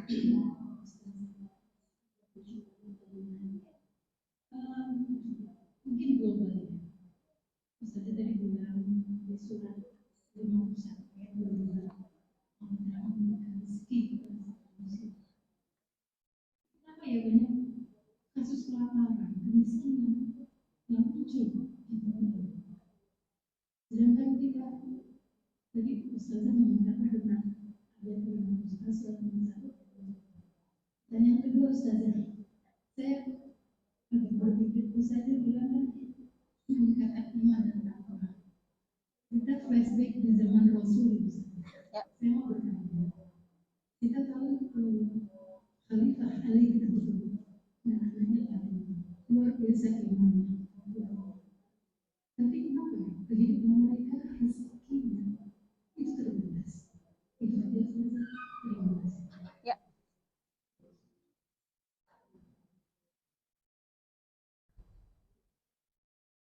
Satu lagi, nih yang jilbab biru. Assalamualaikum Ustazah. Ya, Waalaikumsalam. Saya pernah dengar dari kalau baca Quran itu harus berburu. Jadi tadinya saya kadang di jalan suka seperti kalau waktu apa buat apa. Tapi setelah dengar begitu saya apa saya salah gitu. Jadi saya ubah. studi itu tadi gimana ya saja Ya.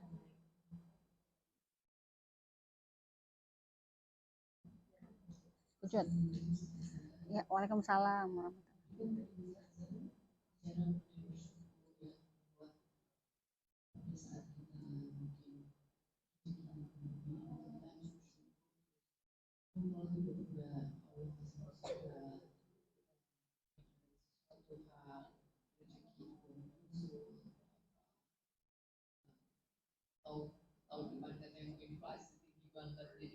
Resesi ya. Ya.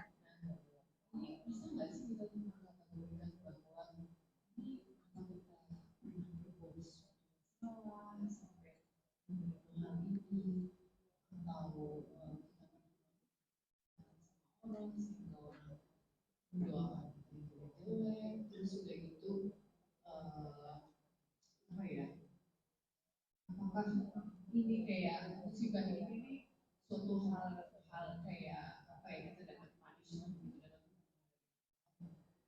kita kalau melihat syukur itu dan itu kita mendapat musibah.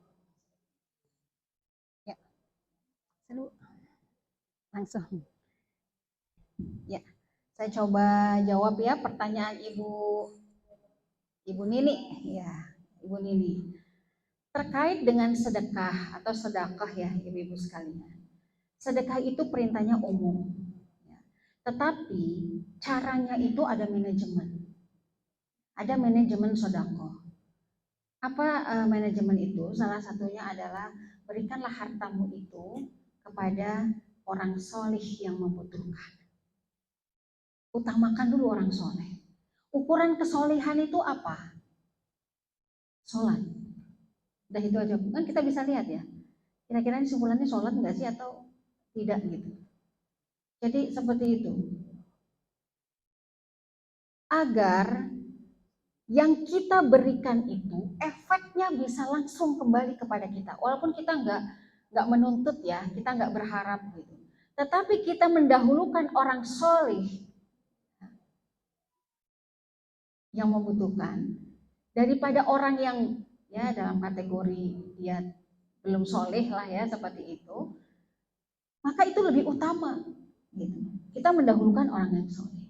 Bahkan ada sebuah kisah gitu ya, ada seorang pengusaha yang dia itu teman saya sendiri Bu, ya supaya nggak gibah karena beliau sudah izin, saya sudah izin boleh ini diceritakan ke jamaah gitu ya untuk kebaikan. Jadi di tahun 2011 beliau punya perusahaan besar yaitu garment dan baju gitu ya, baju gamis. Pilot di tahun 2011, hutangnya 4 miliar di seluruh bank, sudah di blacklist. Dia datang waktu itu ke Ustadz Yusuf Mansur, pada saat itu beliau masih baik ya. Sekarang juga baik sih, sekarang juga baik gitu. Disarankan untuk melakukan wisata rohani kan, ya wisata rohani itu dia lakukan. Di saat-saat dia sedang kritis ya keuangan, ini mudah-mudahan bisa mewakili yang beberapa pertanyaan tadi. Di saat-saat sedang kritis gitu, sudah wah pokoknya pailit banget lah seperti itu, dia tidak lakukan apa-apa, dia cuma taubat kepada Allah. Hari-harinya ke masjid. Dan itu bukan beliau sendiri yang melakukan, tapi istrinya dan juga anak-anaknya. Yang tadinya mobilnya ada 4, 6 gitu ya, banyak. Saya lihat waktu itu bertemu, beliau hanya pakai sepeda motor ke masjid. Masya Allah. Tapi jiwanya kuat. Nggak stres, ya. Nggak depresi, nggak. Ini orang beriman. Kemudian dia datang lagi ke salah satu ustadz, minta nasihat. Kata ustadz bilang gini, saat itu di Serang, tapi kalau saya sebutin ibu juga nggak kenal. Saat saya begini-begini keadaannya, apa yang harus saya lakukan? Kamu masih punya harta apa? Kamu berikan, kamu keluarkan. Saya nggak punya apa-apa, kendaraan nggak ada, tinggal ada rumah, toko sudah tutup semuanya. Terus akhirnya, kamu masih punya mobil nggak? Ada 1 mobil. Tapi itu mobil bukan saya yang pakai ya, tapi ya untuk operasional keluarga. Kalau kamu yakin, berikan mobil ini, kendaraan ini kepada seorang ustadz. Berarti ini yang dilihat apa? Kesolihan. Jadi yang harus didahulukan apa? Orang soleh gitu. Nanti diberikanlah mobilnya Innova, Bu. Mobilnya Innova diberikan. Dia nggak apa-apa, kemana-kemana naik motor itu nggak masalah. Nggak gengsi, gitu kan biasanya gengsi ya orang itu mah nggak. Selesai. Dia berikan. Ikutlah karantina Quran 2 bulan. Jadi udah nggak mikirin bisnisnya tadi, dia pikir udah rusak gitu ya, udah susah untuk diperbaiki. Gitu. Ikut karantina Quran 2 bulan, selesai menghafalkan Quran. Suami dan istri, tapi anak-anaknya enggak.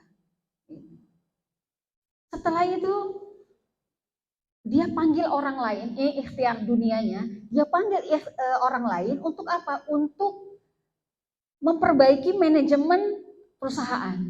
Jadi bukan dirinya, kalau tadinya kan dia sendiri ya, nah dia hunting orang lain. Mulailah itu dirintis. Nah ini owner ini nggak ikut-ikutan, tapi dia sibuk aja memperbaiki hubungannya dengan Allah Subhanahu Wa Taala gitu. Dia ngapal Quran, ya sholatnya ke masjid rajin gitu kan. Terus sampai nilai cash flow-nya itu kecil sekali pada saat itu, dia keluarkan. Dia keluarkan. Dia udah nggak mikir gitu ya nanti bagaimana enggak. Tapi ini memang orang soleh itu luar biasa. Akhirnya itu dia lakukan, butuh waktu sekitar 1 tahun sampai 1,5 tahun ya. Mulai lagi bisa dirintis, Bang. Dan alhamdulillah, singkat cerita, hari ini sudah 500 outletnya di seluruh Indonesia. Ibu-ibu pasti tahu apa itu, Bu? Ada yang tahu nggak kira-kira? Nibras. Ya. Ya, jadi Nibras Corps itu, Bu. Ya, yang perusahaan baju gamis ya, sekarang ada yang Haito, ya banyaklah gitu. Itu teman saya. Seperti itu. Berarti yang bisa kita ambil di sini adalah dahulukanlah orang soleh yang membutuhkan. Jadi emang harus ada manajemen. Terkait kita saat memberi, ini beneran nggak ya? Ini bener nggak ya dia manfaatkan? Atau ini digunakan untuk yang nggak benar kan? Kadang-kadang kita suka ragu ya, Bu. Apalagi kalau kita itu di tengah jalan, sembarangan gitu ya ngasih kepada orang yang ngamen, orang yang minta-minta dan sebagainya. Berpikirnya begini, kita bertransaksi dengan Allah, itu aja. Itu. Bertransaksi dengan Allah. Jadi yang memberikan balasannya Allah. Terlepas dia itu mau dimanfaatkan dengan baik atau tidak, atau mau disalahgunakan, itu tidak menjadikan kita dosa. Itu. Kita tetap dapat pahalanya. Yang menjadikan kita dosa, kalau gini, ngasih enggak, mencela iya. Nah dosa itu. Jadi ibu-ibu kalau lagi di lampu merah atau di mana gitu ya, ada orang yang minta sedekah-sedekah, kalau tidak mau ngasih, sudah diam. Gitu. Ya, jadi jangan mencela. Justru mencela itu akan membuat kita berdosa. Gitu ya. Jadi insya Allah, Bu, apa yang kita keluar mah nggak ada yang sia-sia ya, pasti dibalas ya oleh Allah Subhanahu Wa Taala. Itu pertanyaan yang pertama. Kemudian pertanyaan yang kedua tadi dari Ibu Afiyah ya. Seorang sahabat Nabi Ali bin Abi Thalib dengan istrinya, kita nggak ada yang nggak kenal ya, ketaatannya luar biasa. Tapi kenapa? Kok rezekinya belum apa ya bahasanya itu? Ya. Rezekinya belum mencukupi lah kalau kita melihat seperti itu. Ibu-ibu yang dirahmati Allah Subhanahu Wa Taala, saya ingin mengajak kita semua berpikir. Banyak orang yang tidak sholat rezekinya juga lancar. Betul? Tadi Allah itu menginginkan dari kita kualitas, bukan kuantitas. Gitu. Kenapa Ali bin Abi Thalib bersama istrinya seperti itu? Gitu. Bisa jadi mereka itu di dunianya seperti ini, tetapi ya, tabungannya di akhirat sudah sangat banyak. Bisa jadi Allah jadikan mereka itu adalah orang yang paling kaya nanti di akhirat. Begitu juga dengan kita ya ibu-ibu. Ya Allah, kita ini udah berdoa, terus kok hidup kita begini-gini aja ya. Kok nasib saya begini? Nggak ada nasib ya. Kalau dalam Islam adanya qada dan qadar, tidak ada nasib. Tapi orang di luar sana banyak bilang kok nasib saya begini-gini aja ya. Karena kita udah ikhtiar maksimal. Yang apa maunya Allah sudah kita lakukan. Tapi kenapa kita belum mendapatkan rezeki yang maksimal dari Allah? Bisa jadi Bu, bisa jadi nanti dikasihnya sama Allah di akhirat. Ya. Jadi tidak ada doa yang tidak diijabah sama Allah. Ada yang langsung dibales sama Allah, dikabulkan sama Allah. Ada yang ditunda, ya ditunda, atau ditunda nanti di akhirat, atau diganti dengan yang lain, diganti dalam bentuk yang lain. Gitu. Ya, kalau kita lihat potret keluarganya Ali, gitu ya, Masya Allah, diganti sama Allah dengan rezeki yang lain. Apa rezekinya? Ya ketaatannya itu kepada Allah, itu adalah rezeki. Nah itu Bu. Jadi memang kita berpikirnya harus sangat luas ya, seperti itu. Banyak orang yang sholat, banyak orang yang tidak sholat, tapi kenapa kok rezekinya lancar terus menerus gitu? Iya, itu kuantitasnya, tapi kualitasnya belum tentu barokah gitu. Kalau kita bicara kualitas, tentunya dunia dan akhirat, karena harta kita, rezeki kita yang Allah titipkan nanti akan dimintai pertanggungjawaban oleh Allah. Nah ini. Kemudian yang kedua, pertanyaan yang ketiga, ya, pertanyaan berikutnya terkait dengan ada membaca Al-Quran tadi. Ya. Jadi kalau kita bicaranya adab, ibu sekalian, memang membaca Al-Quran itu sama dengan orang yang ibadah, ya. Sama dengan orang yang sholat. Kalau kita mau pakai adabnya membaca Al-Quran, pertama suci dari hadas besar dan hadas kecil. Yang kedua menghadap kiblat, ya kan? Yang ketiga menutup aurat, sama halnya seperti kita sholat. Tapi ya, jangan beralasan karena kita tidak di posisi yang seperti itu dan tidak di kondisi yang seperti itu, idealnya menjadi alasan kita untuk tidak membaca Al-Quran. Kalau yang disebut sebagai sahibul Quran, sahabat Al-Quran itu adalah orang yang interaksinya dengan Quran itu kenceng. Ya. Dan ini didefinisikan, artinya oh kita boleh sambil nungguin anak les, ya di mobil, di kendaraan kita baca Quran. Jadi nggak mesti harus menghadap kiblat, tapi kemana arah kendaraan kita parkir aja nggak apa-apa di situ. Sambil nunggu anak di sekolah, ya daripada di bawah DPR, di bawah pohon rindang, gitu. Ya kalau buat nyapa-nyapa mah nggak apa-apa ya Bu. Tapi ya kita ada waktunya lah ya kita bisa baca Quran, nggak apa-apa. Di tengah-tengah kemacetan, Masya Allah banyak sebenarnya peluang. Jadi nggak apa-apa Bu. Kalau secara adabnya idealnya sama seperti orang sholat. Tapi kalau kita ingin ambil interaksi kita supaya banyak dengan Al-Quran, ya kita bisa lakukan tilawah itu di mana saja. Yang penting berusaha untuk menjaga wudhu. Itu aja. Ya. Untuk menjaga wudhu ya, karena itu sulit bagi orang yang nggak terbiasa. Tapi kalau kita punya wudhu itu enak. Ya.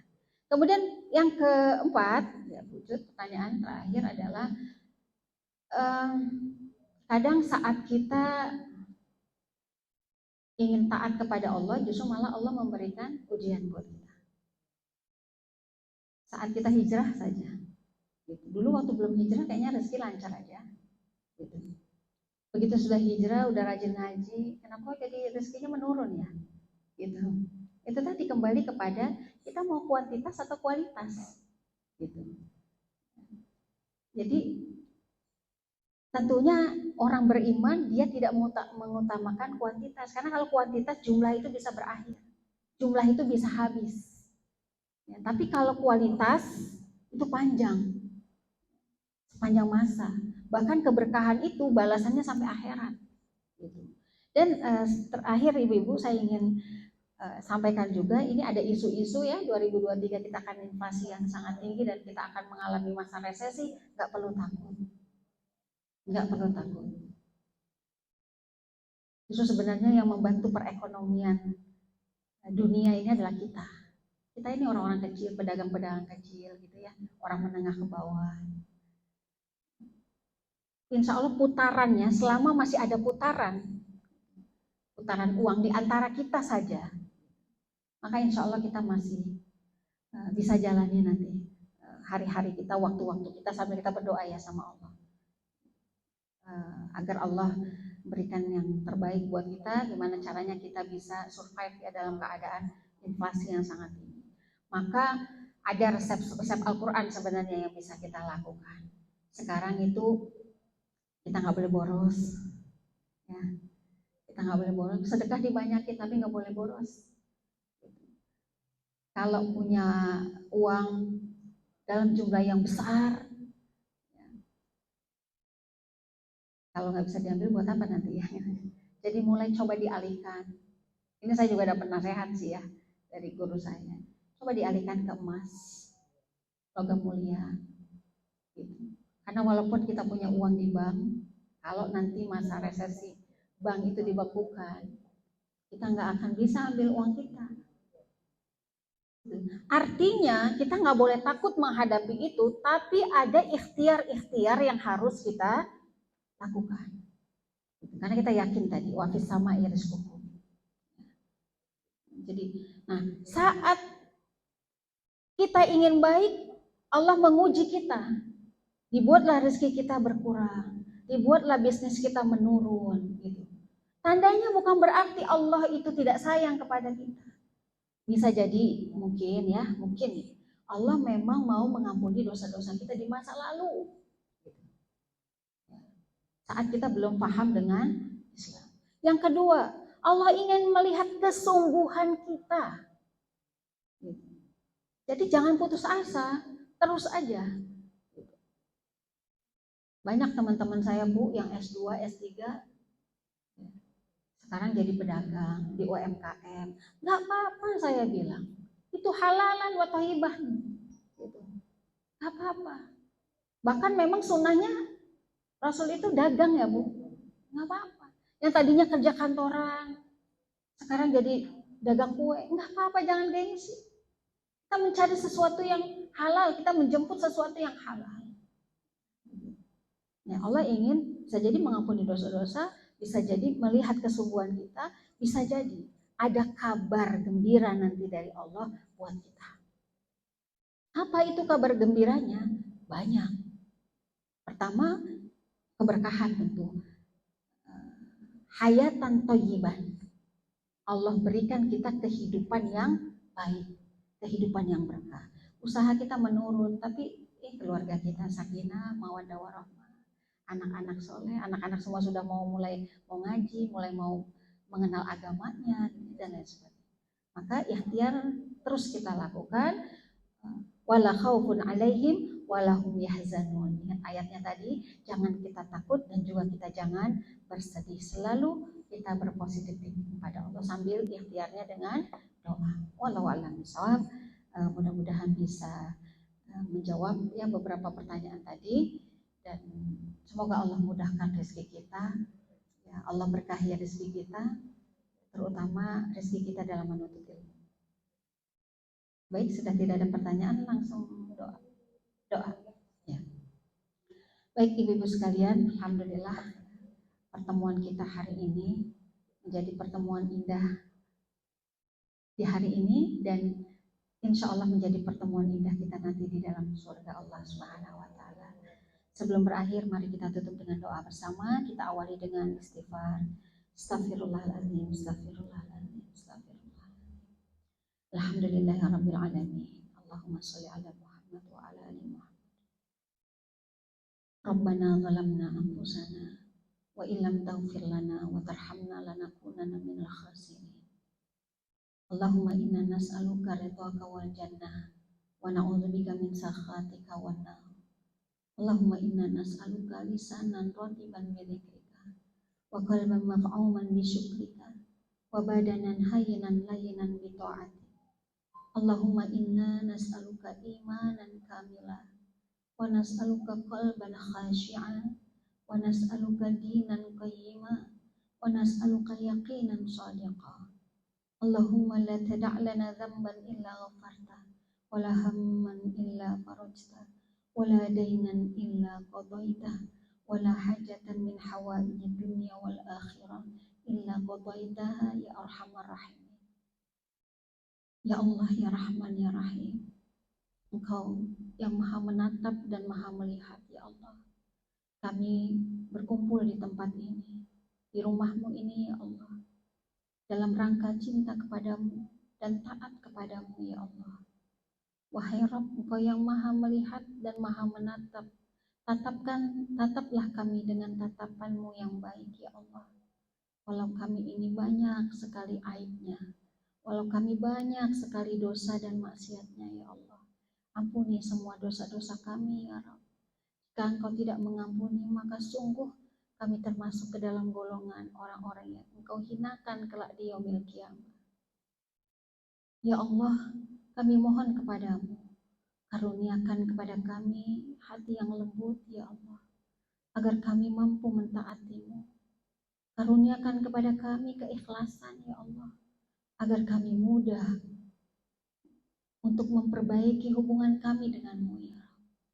Ya Rabbana, karuniakan kepada kami lisan yang senantiasa berzikir, menyebut namamu, membaca ayat-ayat cintamu ya Allah. Mudahkan lisan kami dalam membaca Al-Quran. Ya Rabb, karuniakan kepada kami hati yang takut bermaksiat kepadamu. Karuniakan kepada kami badan, fisik yang sehat, agar kami mampu beribadah dan beramal soleh sepanjang hidup kami ya Rabb. Ya Rabbana, berikan kami rezeki yang halalan wa thayyibah. Berikan kami kemudahan dalam mencari dan menjemput rezeki-Mu ya Allah. Ridhoilah kami ya Allah dalam keadaan apapun. Karuniakan kepada kami ilmu yang bermanfaat. Karuniakan kepada kami ilmu yang bermanfaat, rezeki yang halalan wa thayyiban, dan amal-amal yang Engkau terima.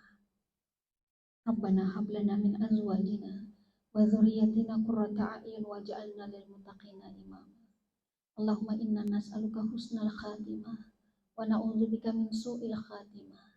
Ya Rabb, jadikan keluarga kami keluarga yang sakinah, mawaddah, warahmah. Jadikan anak cucu keturunan kami generasi-generasi soleh dan solihah yang Engkau cintai ya Rabb. Jadikan mereka penerus amal soleh kami ya Rabb. Ya Allah, cintakan anak-anak kami kepada ibadah. Cintakan anak-anak kami hatinya kepada Al-Quran. Ya Rabbana, kami mohon kepadamu, ampuni dosa-dosa kami dan dosa kedua orang tua kami. Kalau ada hari ini orang tua kami yang sedang sakit, beri kesembuhan ya Allah. Jikalau ada orang tua kami yang sedang bersedih, kesulitan, bahagiakan mereka ya Rabb. Lapangkanlah kesulitannya.